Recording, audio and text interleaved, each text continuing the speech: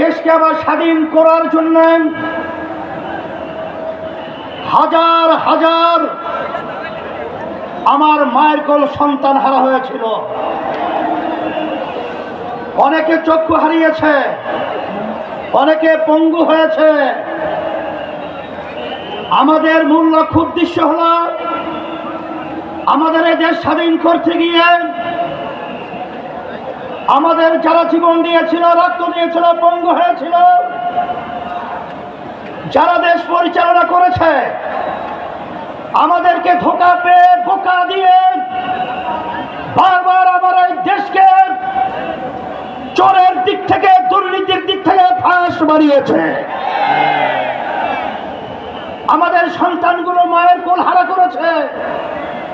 লক্ষ লক্ষ মানুষকে মিথ্যা কেসের মাধ্যমে তাদের সংসারকে বিরান করেছে, ধ্বংস করেছে।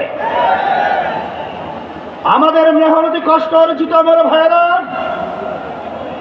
যে সম্পদ অর্জন করেছে দেশের জন্য, ওরা ক্ষমতার চেয়ারে বসে আমাদের দেশের টাকাগুলা বিদেশে পাচার করে বেগম পাড়া তৈরি করেছে। এখন কথা পরিষ্কার, যারা নাকি ক্ষমতা প্রেমিক রয়েছেন, বারবার আমাদেরকে মানুষের কাছে বিতর্কিত করার জন্য আপনারা বলেছেন আমরা নাকি জাতীয় নির্বাচনকে প্রশ্নবিদ্ধ করছি, পিছিয়ে নেওয়ার ষড়যন্ত্র করছি। কিন্তু মাঠের দিকে চেয়ে দেখেন, আমরা জাতীয় নির্বাচনের জন্য প্রস্তুত রয়েছি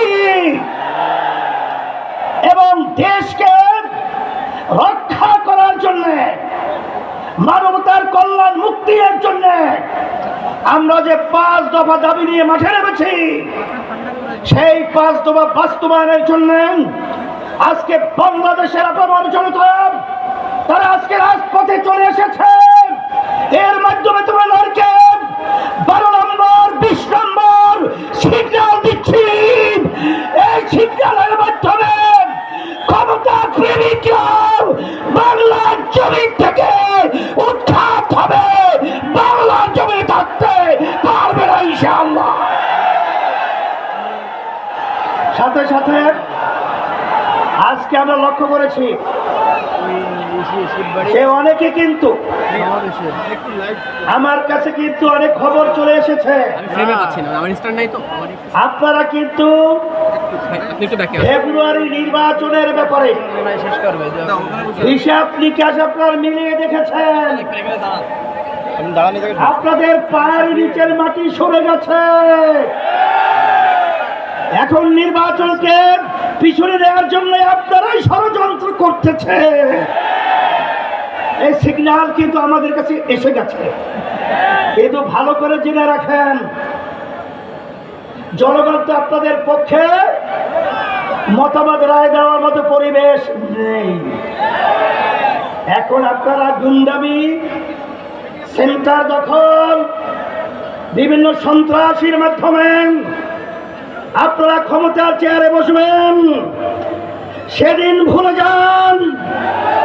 এখন বাংলাদেশের মানুষ সজাগ রয়েছে, আর আমাদের বাংলাদেশের সম্পদ আর গুন্ডামি চুরি করে, ডাকাতি করে আর বিদেশের দাবিদারদের পূর্বদের কাছে দিয়ে যাবে না, যেতে পারবে না ইনশাআল্লাহ।